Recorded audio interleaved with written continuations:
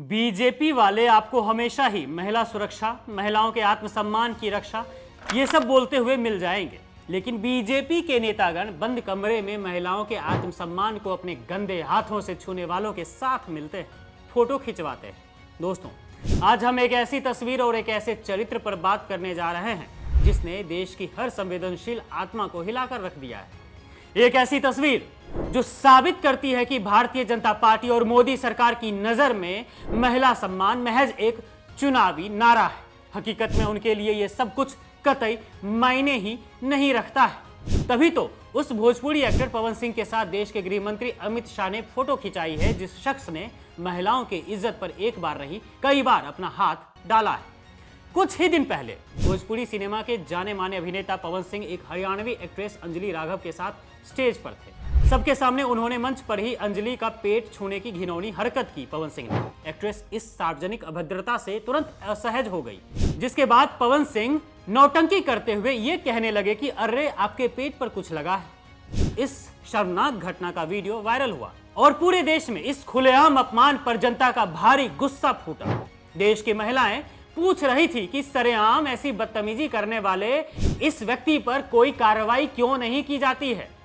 जब एक तरफ देश की जनता पवन सिंह के इस कृत्य की निंदा कर रही थी, ठीक उसी समय दूसरी तरफ इस अभद्रता को सरकारी आशीर्वाद मिलता दिखा है। जी हां, अब गृह मंत्री अमित शाह ने उसी पवन सिंह के साथ मुस्कुराते हुए फोटो खिंचवाई है। ऐसा लगता है कि यह फोटो एक मौन स्वीकृति थी, एक संदेश था कि महिलाओं का सार्वजनिक अपमान करने वाले को बीजेपी के शीर्ष नेतृत्व का समर्थन हासिल है। सवाल यह है कि क्या यह महज एक इत्तेफाक था या फिर यह मोदी सरकार के चरित्र का एक स्थापित पैटर्न है। क्या बीजेपी जानबूझकर उन लोगों को आश्रय दे रही है जिन पर महिला सुरक्षा और आत्मसम्मान को कुचलने के गंभीर आरोप लगे हैं? दोस्तों, पवन सिंह का यह मामला सिर्फ एक व्यक्ति विशेष तक सीमित नहीं है। यह बीजेपी की अपराधियों को संरक्षण देने की नीति का हिस्सा दिखता है, क्योंकि आप प्रज्वल रेवन्ना वाला मामला याद कीजिए। बीजेपी ने न सिर्फ उनके साथ गठबंधन किया, बल्कि शुरुआती दौर में आरोपों पर चुप्पी साधे रखी,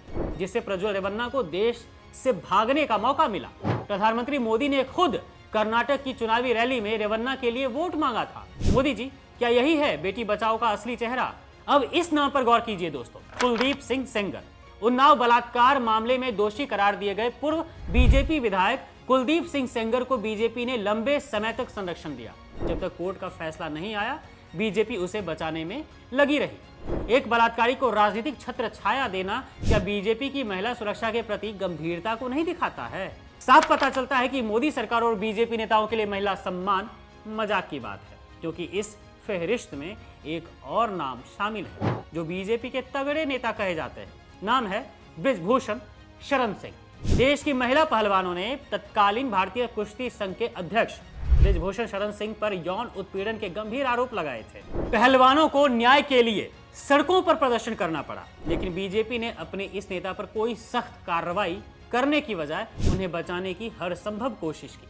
अब आप ही बताइए, आपको क्या लगता है, बीजेपी वाले या फिर मोदी सरकार को महिला सुरक्षा की चिंता है? बिल्कुल नहीं है, कोई चिंता नहीं है इन्हें। अगर महिला सुरक्षा को लेकर असल में मोदी सरकार चिंतित होती तो सबसे पहले बलात्कारियों, महिलाओं के आबरू पर गलत तरीके से हाथ डालने वालों को सजा देती, ना कि अपने पार्टी में जगह देती, और ना ही उन्हें संरक्षण देती, और ना ही अमित शाह, पवन सिंह जैसे लोगों के साथ फोटो खिंचवाते।